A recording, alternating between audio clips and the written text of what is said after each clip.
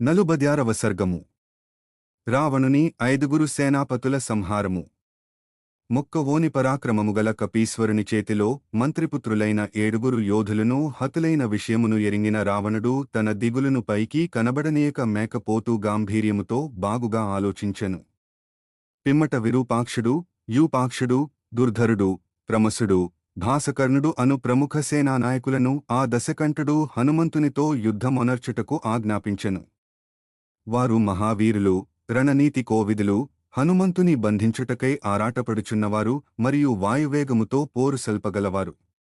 ఓ సేనానాయకులారా, మీరందరునూ రథ గజతురగ పదాతి దళములతో గూడిన మహాసైన్యమును వెంటనెడుకుని వెళ్ళుడు, ఆ వానరుని పట్టుకొనుడు అని రావణుడు వారిని ఆజ్ఞాపించెను. ఆ వానరుని చేరువలో మిక్కిలి జాగరూకులై యుండుడు. దేశకాలములకు అనుకూలముగా ప్రవర్తింపుడు.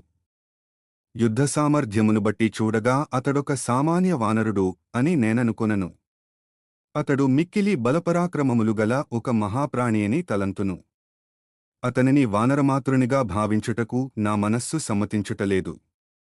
ఇప్పటివరకును జరిగిన సంఘటనలను బట్టి ఆయనను సామాన్య వానరునిగా నేను తలపోయెను.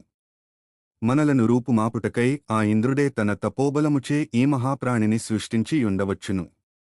ఆ ఇంద్రుని నాగ, యక్ష, గంధర్వులను, దేవతలను, అసురులను, మహర్షులను మీ సహకారముతో నేను పెక్కుపర్యాయములు జయించియుంటిని. కనుక వారివలన మనకు ఎప్పుడైనను ఏదైననొక అపకారము జరుగుట తథ్యము.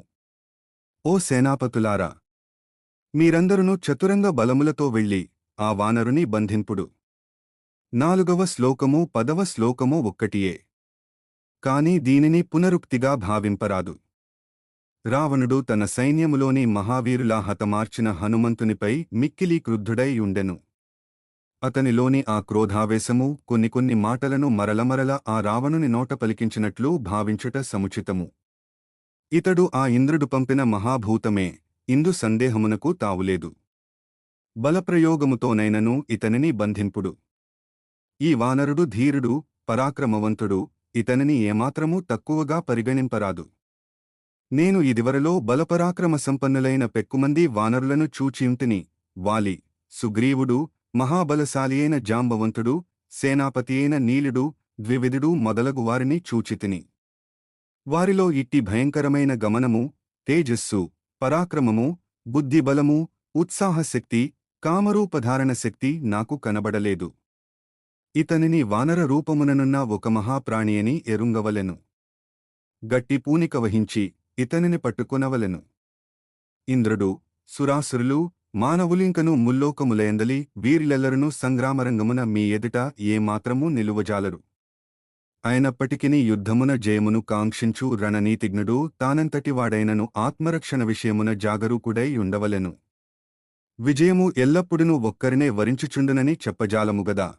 మిక్కిలి బలపరాక్రమములుగల ఆ రాక్షస వీరులందరూ తమ ప్రభువు యొక్క ఆజ్ఞను తలదాల్చి అగ్నితుల్య తేజస్సులతో వెలుగొందుచు మహావేగముతో ముందునకు సాగిరి. వారు రథములు, మదగజములు, వేగముగా సాగిపోగల అశ్వములు, తీక్ష్ణములైన వివిధములగు అస్త్రములు మొదలగు బలముల సమృద్ధితో ఒప్పుచుండిరి.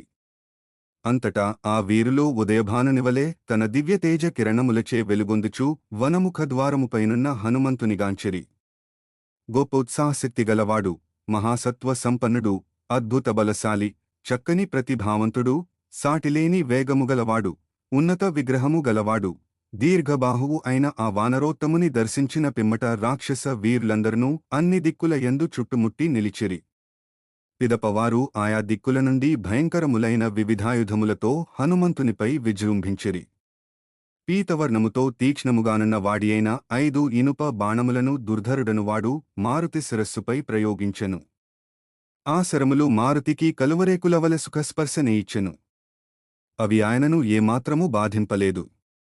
ఆ 5 బాణములను వచ్చి తన శిరస్సునకు తాకగా వెంటనే హనుమంతుడు దశదిశలు ప్రతిధ్వనించునట్లుగా గర్జించుచూ ఆకాశమునకు ఎగిరెను. తదుపరి మహాబలశాలియు, వీరుడును అగు దుర్ధరుడు తన రథముతోగూడ గగనమునకెగిరి విల్లెక్కుపెట్టి వాయుసుతునిపై 100 కొలది శరములను ప్రయోగించెను.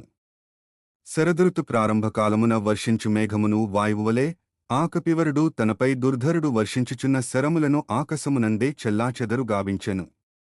ఆ దుర్ధరుడు బాణపరంపరచే తనను పీడించుచుండగా మారుతి అతనితో పోరాటము సలుపుచునే వేగముగా తన శరీరమును పెంచెను. పిమ్మట వానరోత్తముడు క్షణములో మిక్కిలి ఎత్తునకు ఎగిరి పర్వతముపై పిడుగుపడినట్లు దుర్ధరుని రథముపై దూకెను.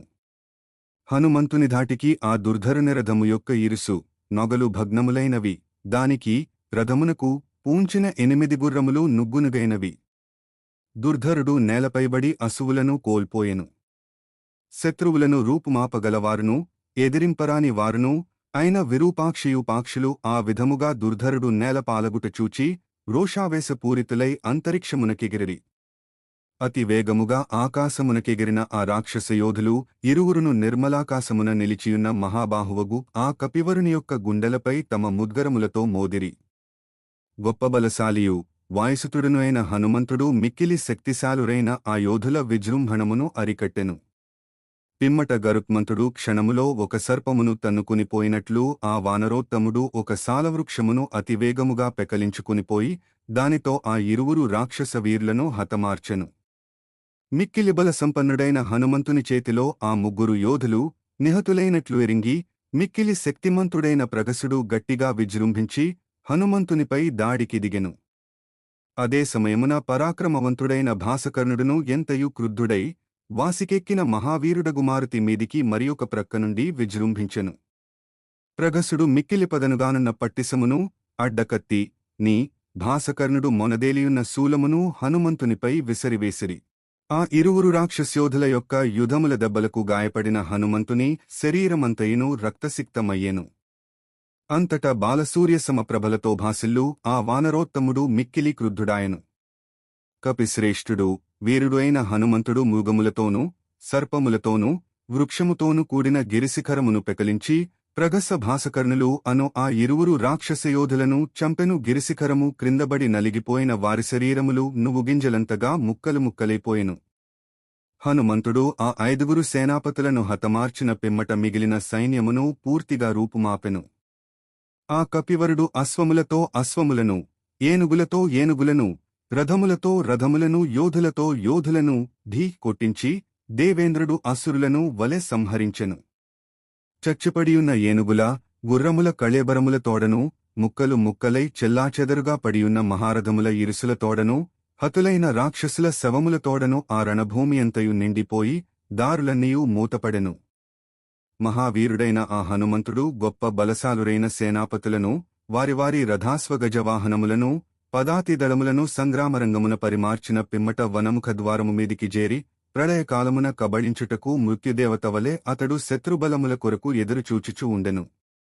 వాల్మీకి మహర్షి విరచితమై ఆదికావ్యమైన శ్రీమద్రామాయణమునందలి సుందరకాండమునందు ఇది 46వ సర్గము.